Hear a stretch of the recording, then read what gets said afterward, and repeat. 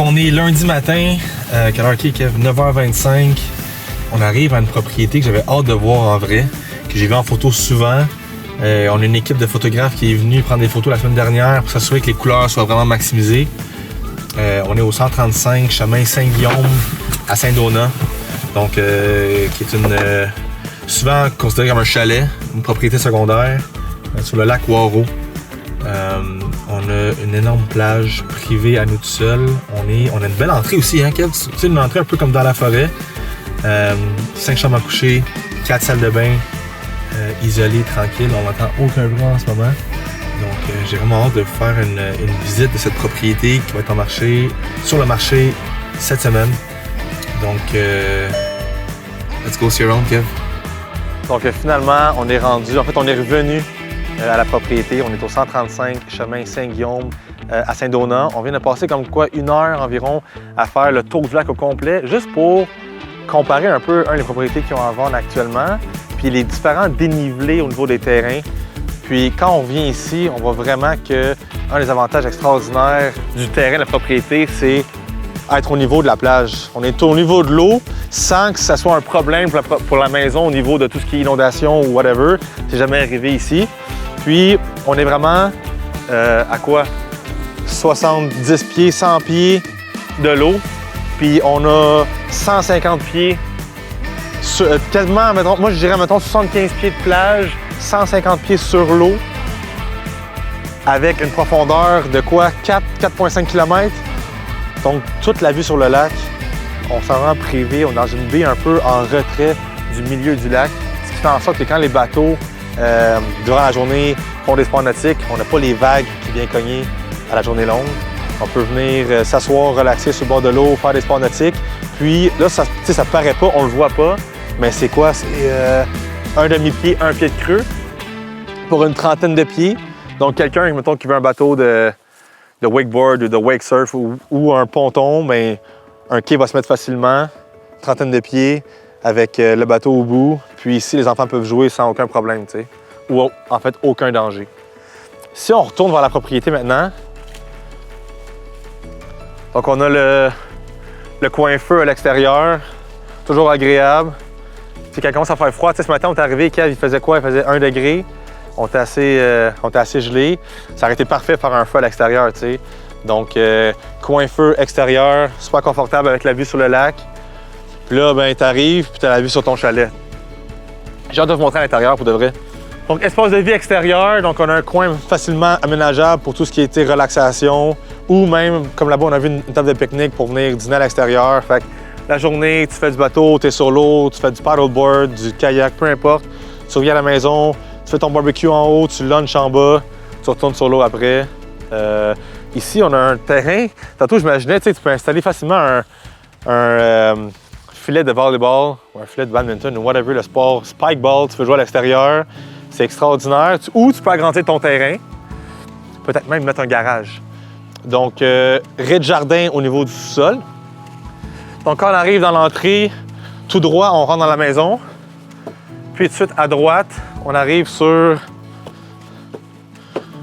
une énorme terrasse extérieure avec 2 espaces de vie, 3 espaces de vie, en fait. 3. On a 2 extérieurs, donc coin détente encore, donc salon extérieur, vue sur le lac. Donc, pas mal partout dans la propriété, tu as quasiment une vue sur le lac en termes d'espace de vie. Donc, tout ce qui est salon, intérieur-extérieur. Premier endroit pour manger dehors, donc table à manger, barbecue. Si jamais on est dans la période des moustiques ou des mouches, ce qui arrive dans le nord, on peut rentrer à l'intérieur, dans la véranda, qui est chauffée. En fait, le propriétaire tantôt me disait qu'il utilise cet endroit-là pour manger à l'extérieur pendant comme 6 mois dans l'année, à cause que ça chauffe tout l'endroit. Donc, bienvenue à l'intérieur du chalet. On va aller voir ça à l'instant. Chalet qui est vraiment au goût du jour, comme vous allez pouvoir voir à l'intérieur. C'est beau ce qui a été fait au niveau de l'ameublement, au niveau de la peinture. Donc, ce qui est le fun, juste derrière toi, OK, où ce que t'es, c'est comme la première entrée si on veut. Donc, on peut tout laisser ce qui est manteau, bottes. On ne salit pas l'intérieur. Donc, c'est comme un entre-deux d'avant de rentrer dans le chalet. Donc, welcome in. Quand on rentre dans la maison, première salle de bain, donc salle d'eau ici, grand rangement. C'est ultra accueillant parce que tout de suite, tu as la cuisine, tu as l'espace de vie, tu as le salon, la salle à manger. On n'est pas fermé dans plusieurs pièces. Donc chalet qui accueille facilement une dizaine de personnes. On parle de 5 chambres à coucher, grand salon, vitré, haut plafond. Encore une fois, vue sur le lac, puis je mets vraiment l'emphase sur le lac parce que c'est assez extraordinaire d'être assis au salon, assis sur le tabouret à la cuisine ou même à la table à manger principale, puis avoir une vue sur le lac Waro. Grand espace de vie, grand plafond. On va aller en haut, je vais aller vous montrer tout ce qui est des chambres. Donc, première chambre à coucher. On voit les couleurs à l'extérieur. En ce moment, c'est vraiment beau. Quand on montait tantôt, c'était tellement de toute beauté. Orange, jaune. Première chambre à coucher à l'étage. Salle de bain complète. Donc, on parle d'un bain et d'une douche. Vraiment spacieuse aussi. Donc, facilement logeable pour les 3 chambres au deuxième. À gauche et à droite, on a 2 chambres. La différence avec elle ici, c'est qu'on a un petit coin détente, lecture, whatever, comment vous voyez ça. Comme ça. Chaque chambre à l'étage a son rangement. On a des grands rangements. Grand rangement à l'étage. Puis l'autre chambre voisine, qui rentre facilement 2 lits simples, quasiment double. Très cute, encore une fois, avec son rangement. Très lumineuse aussi. Donc 3 chambres en haut. On va aller voir maintenant le sous-sol. Le sous-sol qui est un rez-de-jardin. Donc il ne donne pas l'impression du tout d'être dans un sous-sol.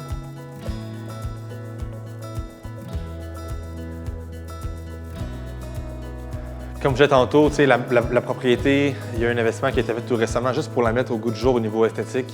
Donc pas au niveau de la mécanique du bâtiment. La mécanique est très solide. Il y a un coup de peinture qui a été fait au niveau de la déco. Je trouve que ça fait du bien.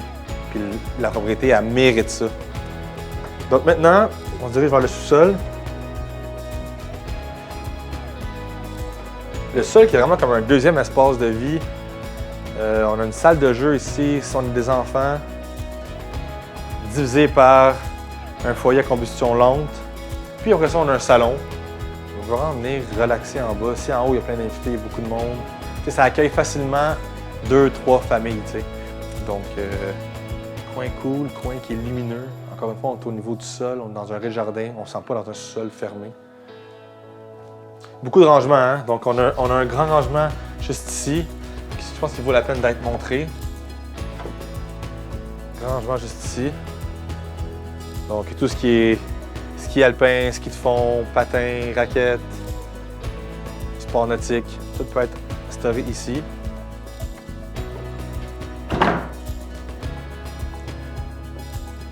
Et puis au fond, on a 2 autres chambres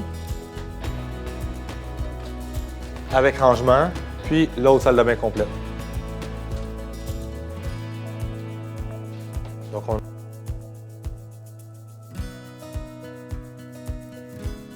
Donc, 3 salles de bain, on parle de 2 salles de bain complètes et une salle d'eau au niveau du rez-de-chaussée. Un de mes coups de cœur que j'aime beaucoup, qui fait un peu champêtre ou qui fait un petit peu chalet, c'est la cuisine. Je trouve qu'elle est comme accueillante, elle a comme son coin, fait quelqu'un qui, ça fit plus qu'une personne pour cuisiner, puis ça fait comme ton petit coin de cuisine qui prend pas trop d'espace dans l'arc de vie ou dans la salle à manger. Donc je trouvais la cuisine cute, au goût du jour. C'est un peu, c'est la mode un peu tout ce qui est farmhouse puis champêtre. Donc moi c'est un de mes coups de cœur de la propriété ici, la cuisine. Puis on a, comme je disais tantôt, la salle d'eau du rez-de-chaussée avec salle de lavage. Donc grande salle d'eau. Puis on a les installations, laveurs, sécheuses, à même la pièce. Je parlais du foyer à combustion lente en bas. On a un foyer au bois à l'étage aussi. Donc ça peut être assez cool là, quand tu arrives le vendredi soir puis tu fais ton feu de foyer. La neige tombe, tu as les grandes fenêtres pour le voir. Puis la dernière pièce de propriété, je pense que c'est une pièce coup de cœur pour les propriétaires et la famille. C'est la véranda. Donc véranda fermée à l'aide de moustiquaire, qui est considérée plus 3 saisons. Tantôt, comme je disais, avec l'unité chauffante ici au propane, quand on la part, vu qu'on est fermé quand même, ça chauffe tout l'endroit, puis il l'utilise jusqu'à 6 mois dans l'année. Donc, encore une fois, on retrouve la vue sur le lac, la vue sur les couleurs, la forêt. On est bien isolé du voisin de gauche et du voisin de droite. Donc, c'est ce qui complète la visite du 135 chemin Saint-Guillaume à Saint-Donat. Chalet extraordinaire de 5 chambres, 3 salles de bain, plus de 40 000 pieds carrés de terrain. Si vous avez des questions, n'hésitez pas.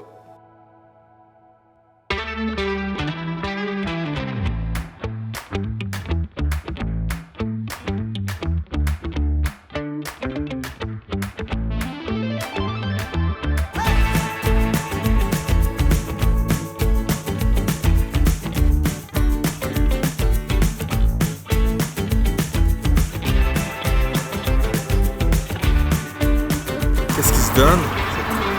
C'est 60 seconds, gone in 60 seconds. Une coction juste là. J'ai faim, on capote. On a attendu comme 15 minutes extra, juste pour manger ça. Ah ouais, là, j'ai faim!